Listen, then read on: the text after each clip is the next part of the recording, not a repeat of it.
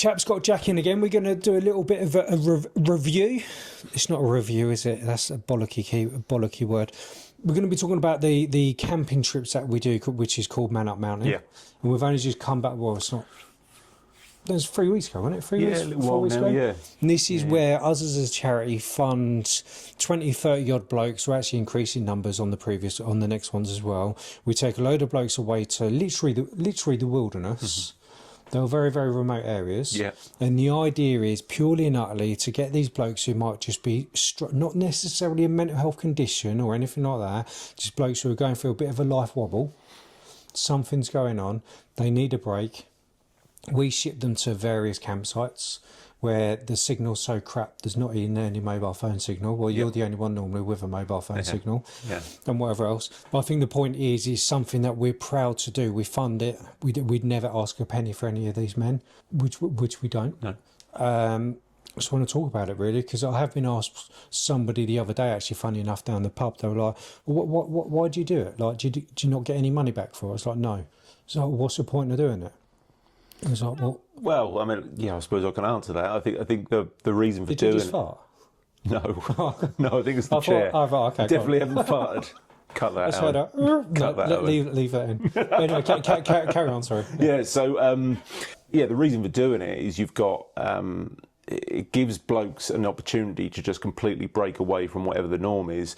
And I know that's what I use it for. Like for me, just to come away, go and camp in the middle of a field, basically in the middle of nowhere, switch off from your normal day-to-day, and just have a bit of time and space to yourself, really. Yeah, just a bit of a reset, isn't it? Yeah, I mean, it's, no one's obligated to like chat with each other. If you want to go there and just switch off and spend the time in your tent, like go for the hike and that, and that's what it's there for as well. It's it's just a really good opportunity to switch off from the norm. And I think in the age that we're in now, where everything's about routine, everything's about work, and the cost of living is going up, and it's just it's not a particularly pleasant time to be living in the British society at the moment. And I think something like that is a little separation from that for a weekend. I personally think we're training people.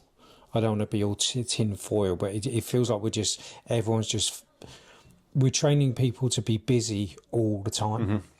Mm-hmm. We're not allowed to switch off anymore. Do you get what I mean? You can't even go to a bloody restaurant without using a QR code just to order. Do you get what I mean? Everything is just, for me, everything now is about just being switched on and having other people have access to you in your life. Yeah. Does that kind of make sense? Yeah, it is. It's just like totally. We're not allowed any downtime anymore. No.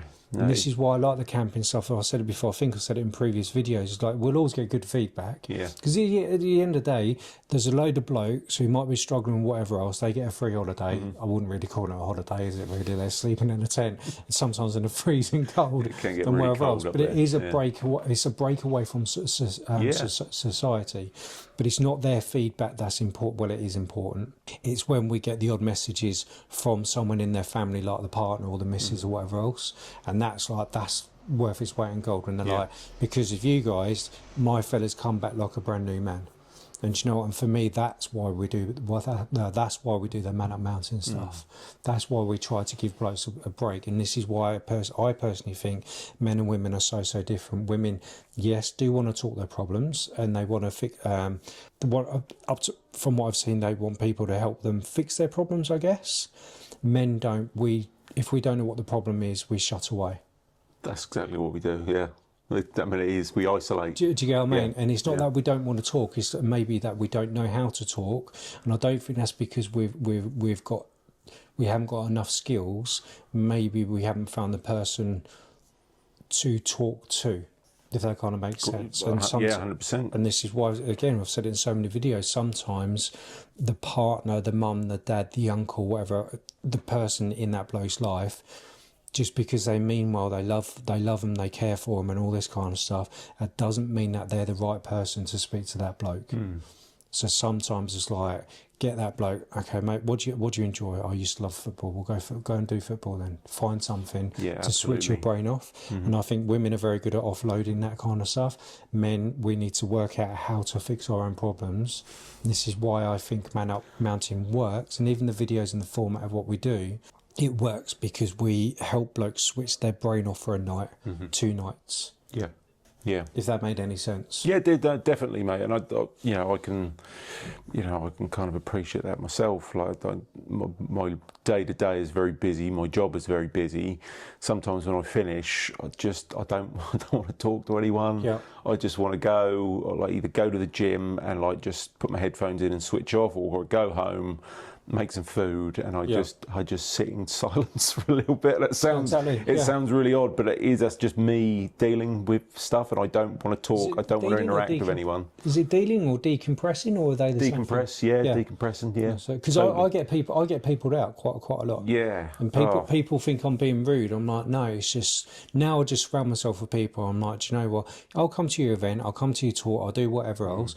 But if I'm standing in the corner for 5 minutes, it's not that I don't like. Well, it probably is that to it, but it's not that I don't like you or anything like that. It's just my brain is just overloaded. I just need like 5 minutes. Yeah, it's difficult sometimes. A lot of people, they don't, friends or family, they won't see it for what it is. Even when I explain, like, they haven't done anything wrong. I'm not being antisocial because they've pissed me off or they've done something. It's because I just need a bit of my own space right now, and you explain that, and sometimes that just doesn't quite compute with them. Like they still think like there's something else going on, and it's not always the case. Do you think it's more acceptable for a woman? I don't want to do us versus them at all. I don't mean the house. No, it's not. It's not that. But it does kind of feel that it's more acceptable for women to have their downtime than it is for men. If I'm wrong, I can only say that based on conversation I've had, because to be honest, me and my missus, actually we're pretty sound with that kind of stuff. Yep. She's got her issues, I've got my issues. So maybe we just found that balance of like, okay, if you want to stay in the bedroom for the day, then you do that. Yeah. And vice versa. But from the many conversations that I do have, the same people, unlike us nutters over here, it's like they need permission to find something. Yeah. Yeah, it's true. I think you're right with that.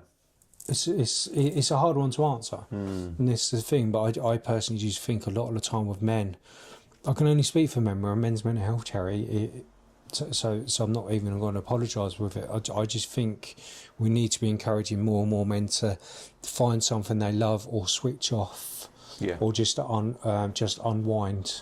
Yeah, and I think the mountain weekend. I forgot about that. I think just trying to bring it back. But I think what you're saying is really important, because I think the Manup weekend, I've been to 2 now, and they're evident of that. You know, even in the most recent one, there was a couple of lads, one in particular, who arrived at this one, and just immediately didn't want to have any interaction with anyone, just sort of went and stood by his car and was sat there very quiet on his phone. And I sensed that there was something not... is that the guy? I'm like, Jack, can you go and have a yeah. Don't say his name for obvious reasons. And look, at the end of the day, I'm not a therapist. I'm not, qualified or anything in that sense. But I can talk to people. I've had my own experiences, and sometimes just breaking a little bit of a barrier and allowing someone to talk if they want to, and show that they're fine doing whatever they want to do. Yeah. And it helped the lads. Like, I just went and had an honest conversation with him.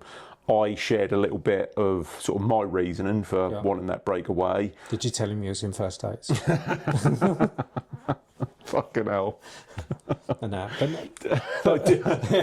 I'm Jack from first dates. But I get what you're saying. But I shared a little bit, and then all of a sudden he just started opening up, and then all of a sudden I was like, I get exactly why you're doing what you're doing, mate, and that's fine. That's fine for you to feel that way, but just know there's so many like-minded people here who have all had horrible experiences or bad experiences, things they're dealing with now, things they're dealing with from the past. But you'll find this weekend easier if you just start talking to people, engaging with people, but at your pace. I said, there's no pressure on this weekend. And I know by the end of it, he had a really good weekend, and he was chuffed to bits by the end of it, and he left with a smile on his face, and he signed up for the next one. He signed up for the next one. Exactly, there we go. But this proves my point of, I don't want to go into it on the speech of like men should talk, because I think they are, but I think we need to get to the bottom of them. Why are they happy to come to a field and meet people they've never met before in their life, and a lot of people, and talk to us about some very, very open stuff? Do you know what I mean? I remember on the last one there was a bloke who decided to tell his missus or sister, I can't remember, tell his missus about the truth about his mental health and the state of his mental health, and comes back in tears and all this kind of shit. Do you know what I mean? It's like, what are we? It's not just us. This can be reflected on any other man's space. We've got to get to the bottom of why are men prepared only to speak to other men? Like, why are the Andy's Man clubs? Why is everybody just so busy in the men's world? It's only growing, isn't it? It's only getting more. There's more and more engagement with that. No, exactly that. But the thing is there's certain thing. My concern is there's certain things where if somebody come to us, we're not a mental health crisis charity. We've never claimed that, and never will. We're not qualified to actually deal with a lot of serious issues or crisis. Yeah, but that's because there's other charities or other support networks out there that can. They've got the capability to deal with that. But I think what I was trying to get to in a long-winded way, so I apologise. Imagine Owen's like, just get to the point, Dan. It's just, I think the thing is, all of this stuff is fine of all of us getting bigger, not just us. I'm on about anyone in the men's space doing something for men. Yeah, we're not. All of us are not necessarily the most qualified person to deal with that illness, condition, problem, but it's really hard to get that man to engage with the person who's actually qualified with that. And a lot of the time those men are like, well, I've already tried that and I've been shut down. And until we can get to the bottom of that, in my opinion, more men are still going to carry on dying and trying to come up to, I don't want to doom and gloom it, but I mean, it's on that note, like I had a conversation about therapy the other day with someone. Someone asked me about whether I've ever done it or whatnot, and I did. 2 years ago, I engaged with like one-to-one sessions with a therapist. But I'll be honest, and in reflection, I probably only really did that because it was free. Yeah. And was that free work by any chance? No, it wasn't free work. No. Oh, okay. No. It was something I applied for online.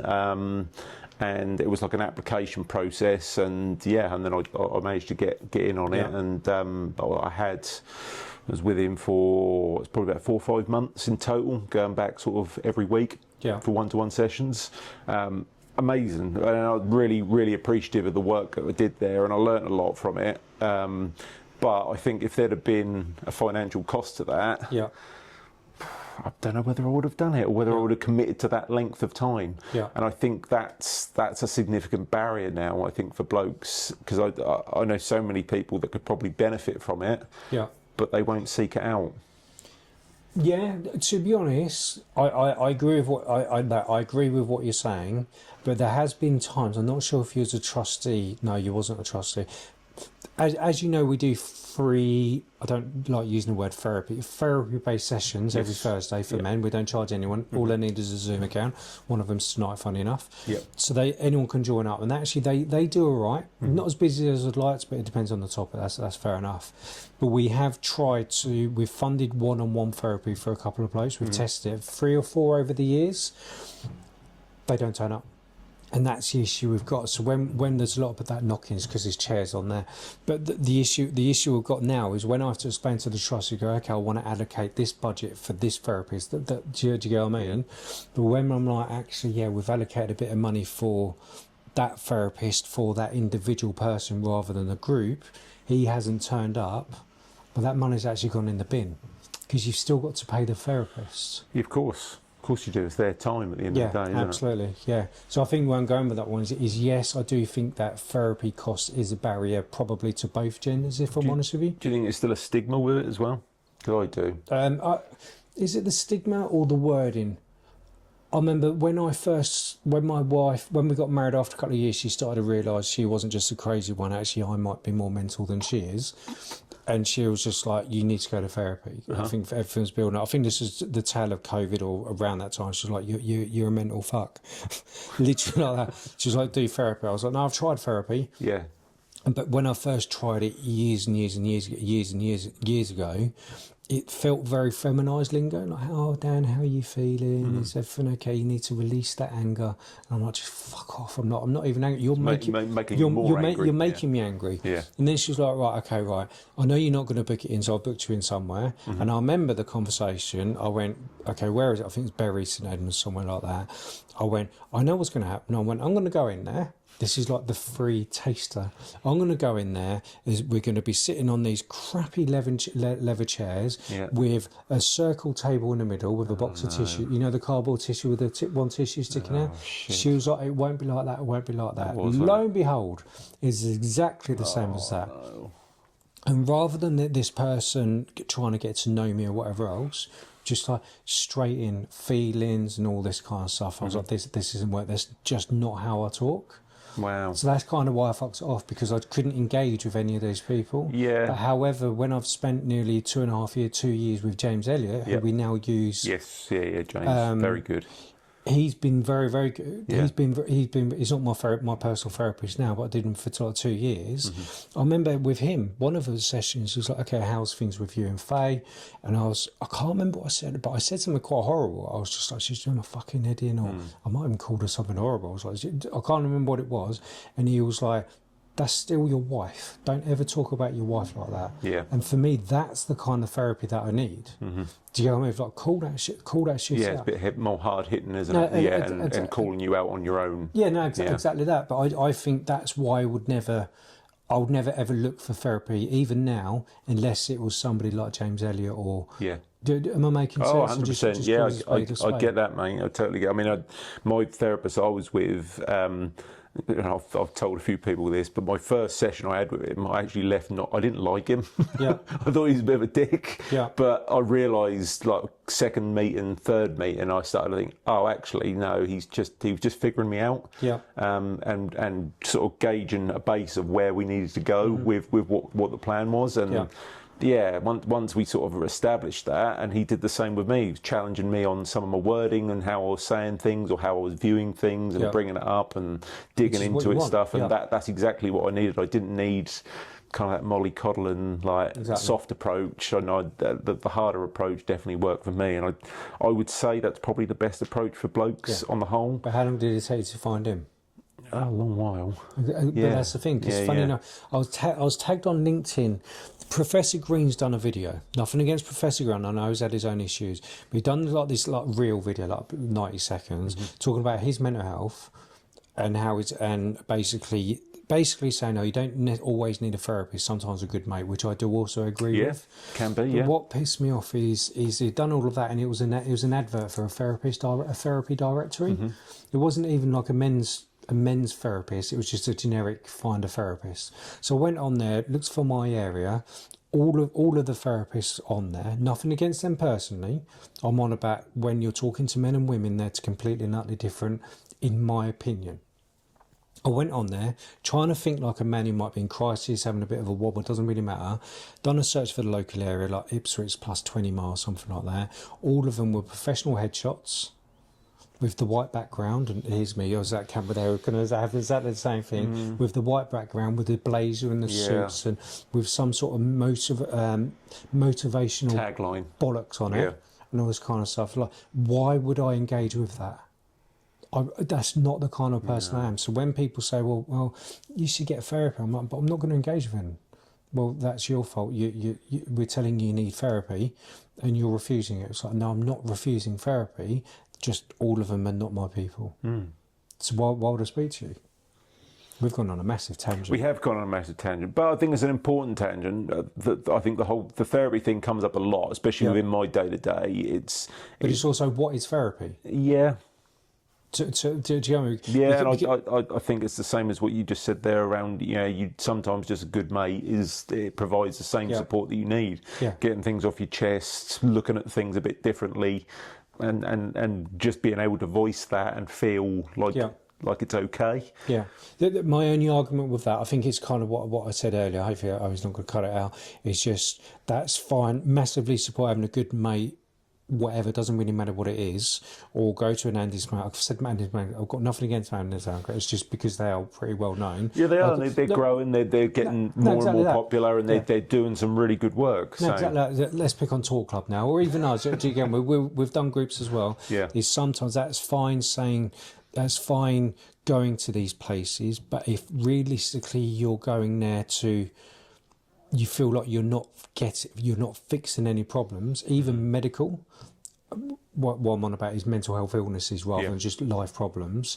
If you're going there just to not dealing with that stuff, you kind of, I expect the people around him, friend or whatever club, or even one of our groups, to go, I think you need more help on us, mate. Yeah. Do you know what I mean? Like, I will come to you with the doctors or whatever you want to do. I think it's just like, you've been coming here for 6 months and talking about the same thing, and we're not actually qualified, experienced enough to help you. Yeah. Have I made sense? No, and it's not going anywhere. They've hit hit a barrier with it. There's no continuation of that or any improvement of that. And absolutely. Professionals are there for a reason. Yeah. And I do think we need to also, again, nothing against any peer-to-peers or groups. We've run our stuff ourselves, or even Manup Mountain, that is a peer-to-peer group up to a point. I think we've always got over the back of our mind, go, any bloke's welcome within reason. Obviously, we can't just invite everyone at the same time, but it's us and everybody else, friend, wife, spouse as well, needs to go, actually, do you know what? I'm loving that he's talking to me and he trusts me, but actually, am I the right person to deal with this? Exactly that. Do you know what I mean? I personally think that's something we're missing quite a lot, because it's fine having open doors. Yeah. But actually, we need to have a long, hard think and go, actually, we need to nudge him to do something a bit more. And that's the thing, mate. I mean, bringing it back to the mountain weekends, I kind of... We're desperate to keep trying to go back there. I'd like to think that providing that option for a bloke to come away, maybe it gives him a time and space away from the day-to-day and the routine to think actually a little bit clearer on whatever their personal situation is. Well, the arty-farty therapy session group. God. But that there proves my point. I did a LinkedIn post about it, actually, and I said this because on this one we've just done, we used Ben, driver from Guy Cry Club, to do like an arty-farty group. Have you spoke about that yet on any posts or anything about the Arty Farty group? No, he'll find out with this one. Yeah. But with that one, it's something new. Yeah, I mean, just from me personally, I just want to say I thought it was awesome. No, exactly. The feedback, loved it. But the feedback we really got, but I think it goes back to the point what I was saying, because if you remember the first Zoom meeting we did, I went, Ben, just tell us about it. And because he's so sweet and whatever else, he was like, it'll be a session to question our masculinity. And I watched some of the faces, because you've got to bear in mind that a lot of them are all the typical very masculine. masculine. Some of them might have a little bit too much testosterone. but yeah, I saw their faces switch off. And if you remember, that's why I jumped in, maybe because I know Ben really well. I was like, so basically we're doing an arty-farty group.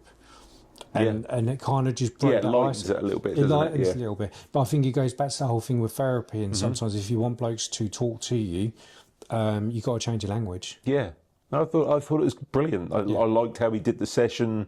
Well, it was all bar two blokes what joined it. Yeah, the effort that he put into all the books and like the different exercises each page was on. Yeah, it was amazing. And everyone that was there, they all took part. Everyone was having a laugh and a giggle about it. It just lightened the evening. Exactly. And it was great. It was good interaction, because I spoke to a couple of guys that I hadn't spoke to prior to that. So. Yeah, it was brilliant. It was a great exercise, and to be honest, I think if Ben comes on the next one, then I've asked him to. 100%. I'd try and run it each time. I think that's a really good thing. I don't think he's doing Wales, but I think he's doing the October one. Yeah. But I think it goes back to that thing: is you will absolutely get men joining up to near enough anything within reason, as long as you change the wording. Yep. Because I don't think there's many people out there, and that's something I'm proud of with the charity. I don't think there's many people out there what could get that clientele of men, the typical ex-forces blokey blokes, to sit down doodling with a load of other and talking about emotions and whatever. And pretty much the amount of people afterwards is like, actually, I've got quite a lot to think about when I go home. Yeah, I I think that's a unanimous feeling that by the end of the weekend, you know, everyone leaves smiling. We've all had a good laugh that weekend, but that's got people thinking as well. Yeah, exactly. And that's why we do it. Yeah, it's a really, really useful tool for blokes to come and join in. It's nice to know that we can expand it for like the next trips and grow the groups and exactly. Yeah, embed them a little bit more. No, I exactly. think it's great. Yeah. So just with water rules, because obviously I know we keep going on about how we do fund it, because we do fund it, but we can't fund this stuff without fund. We've never once asked for money, and I don't think we ever will do. But I have to say, actually, for myself as the leader, and obviously Jack's a trustee as well, we can't do any of this shit without people raising money for us. Yeah, absolutely. Yeah. Have you got anything to follow on that, or are we just getting on the video? But it's not just the camp, it's also the therapy stuff, the research. I know we paused the research, so we've done that for... Yeah. We generally do some good stuff, and we spend a bloody fortune doing it. Yeah, I think there's so much effort going in to try and improve this for men, the men's mental health, and the work that's being done, and the work that's being driven by the charity, and the things that are being put on for them. But yes, you're right, it can't be done without fundraisers. None of it can be done without fundraisers. You know, it's a fantastic cause. I speak very, very positively about the charity and what it's... T-shirt as well. I have got the T-shirt, yeah, I wear it with pride. I wear it to the gym all the time as well. So it's, 100%, it provides a great opportunity for bloke, and there's support available for blokes who can tune in and try and help themselves by engaging with it. And the more funding that comes our way, then the more that can be pushed with that. Yeah, happy days.